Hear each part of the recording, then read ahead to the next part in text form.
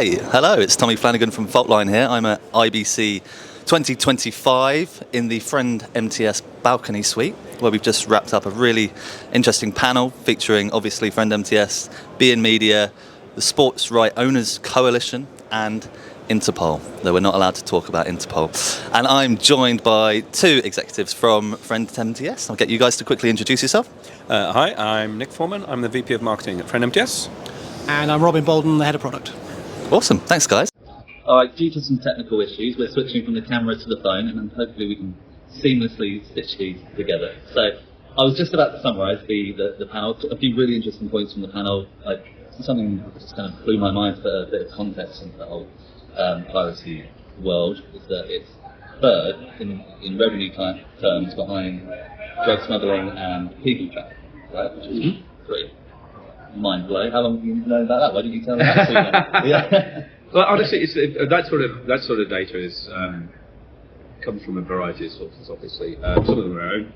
Obviously, you saw Dave on the panel, who's head of intelligence, so he brings a lot of that. He's extremely experienced in that field. He's worked for years and years alongside Oracle, and has a unique picture into that. We're extremely pleased to have him, and launching our intelligence services, which is one of the things we're launching with the show here.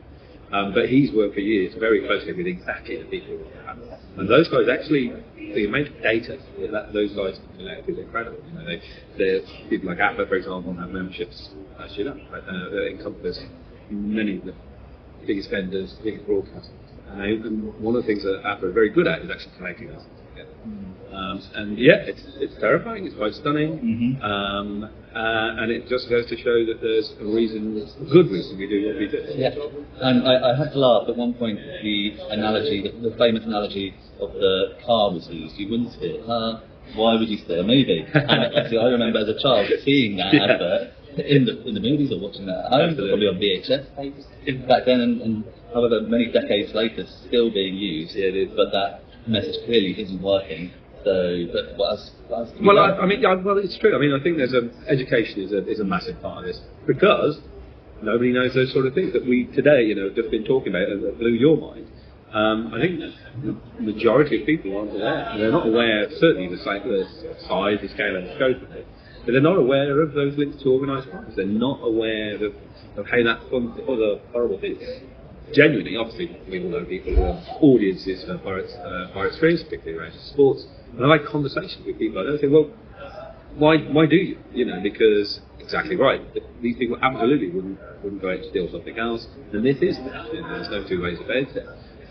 But I think there's always that victimless crime sort of mentality, and I think it actually goes along with the consumption of media in a way that it absolutely doesn't anywhere else. I know. There's never that sort of association between doing something wrong. Look, we're all aware of the platform proliferation and the amount of subscriptions that you need to watch the content. You're trying to get that, and that's a conversation that probably has to be had at some point. But still, you could say that about BMW. You say, well, I actually quite like a really nice car, but I can't afford it. And so I won't. Yeah. And the logical endpoint of that for me is also something I think people don't consider, and that is that, and I actually asked some friends this, okay, so if you're not paying the legitimate provider for this content, who do you think is? Because the content you're watching has to be produced. It costs money to license or to create. So somebody has to pay the people for that. So you're not doing it. Who's going to do it? You're relying on other people, on the goodness of other people, and that's a conversation again as an education piece, saying, well, who is that? If it's not you, who is it? Who do you think so? Yeah, and on the education subject, we speak incessantly about the collaborative approach that's required. That's another thing that's a bit of a broken record in the anti-piracy fight. It has to be collaborative. Yes.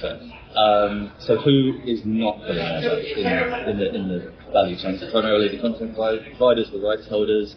Is it the legislators who need to step on and do more? I mean, I think we'll let you come in on that, but just very quickly, I think I wouldn't call anybody out, because I think everybody is conscious of it, and increasingly so. That's the thing. I mean, we're talking about it more, and you guys are talking about it more. As an industry, we are doing that.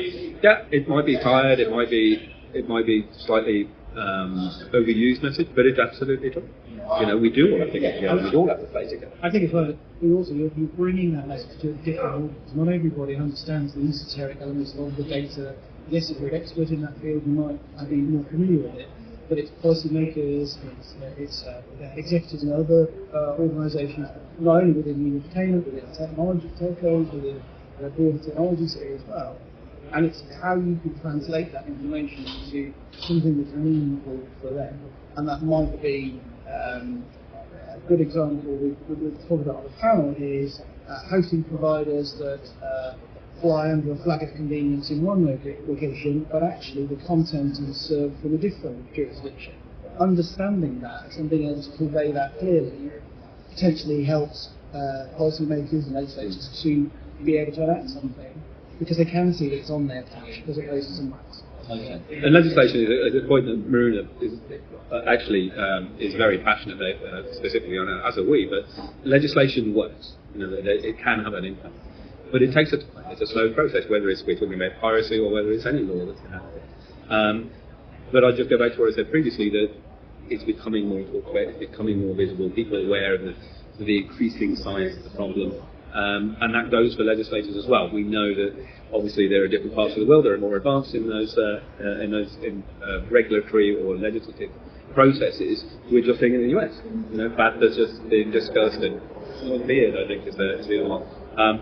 In a way that even 3 years ago you wouldn't really have visited them and actually having that conversation. Yeah. Okay. So what you're saying is you want more people like me to highlight companies, organisations that aren't doing enough and throw a few names under the bus. I would gladly accept that. Well, I couldn't comment on that, Tommy, but I think you might be the guy for the job. So there was a broadcaster on the panel, yes, with beIN, a customer of yours, and one interesting point that they made when they were talking about the relationship between piracy and cybersecurity and the kind of backlash that pirates will engage in with DDoS attacks once they found out that they've been rumbled, essentially. Mm-hmm. And they said that can apply to whether that's the stream being completely blocked or the stream's degradation as well, which they use two methods. So yeah, just an opportunity to tell us a bit more about your work with Friend MTS, between Friend MTS and beIN. I know obviously beIN works with quite a range of anti-piracy vendors, so specifically what are you guys involved with? Because that wasn't really spoken about on the panel. Yeah, I think there are some specifics that we won't talk about, but I think more generally, what's really important is to understand how you help organisations like beIN with their overall security hygiene with their platforms, how you help them identify where pirates are attacking the different distribution methods, and also showing the efficacy of the monitoring and enforcement activity and blocking work to ensure that you're mitigating those attacks. Yeah, and on the cyber security front, we've all got to be smarter.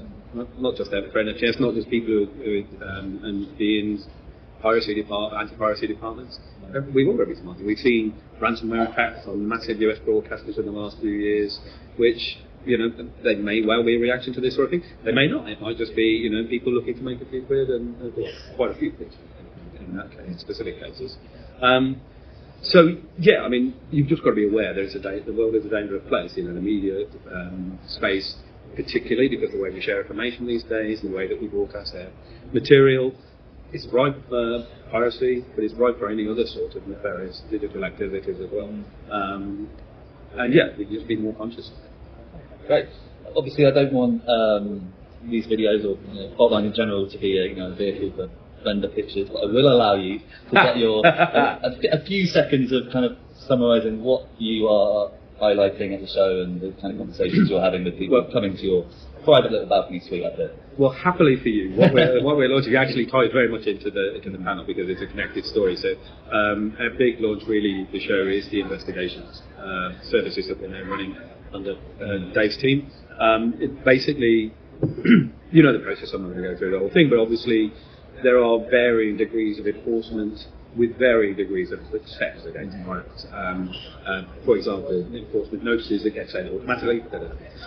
Those are a critical part of any sort of evidence gathering chain, and they have to be done. But notice sending in itself isn't the highest success rate, and pirates will ignore it. They tend to go to the service itself, or where an email address that's associated with that. Getting just an email for that, probably I don't even see it. What the investigations team allows us to do is actually to take that further and to actually get to the people and the organisations behind those services. And so it's very different between getting an email into an unmonitored inbox and getting somebody knocking on your door with a cease and desist letter addressed personally to you. And what our investigations team are brilliant at is taking a technical and operating approach to actually uncovering exactly that. Throat to choke, if you like, just the actual source of the problem. And we can do that at various levels. So we can do the shorter investigations that result in like a cease and desist letter, or longer term investigations if an organisation wanted to pursue that to a legal case or a civil case against particularly large private organisations. Awesome. Right, thanks for your time, chaps. Thank you. Enjoy the rest of the show. Good to see you. Yes, cheers.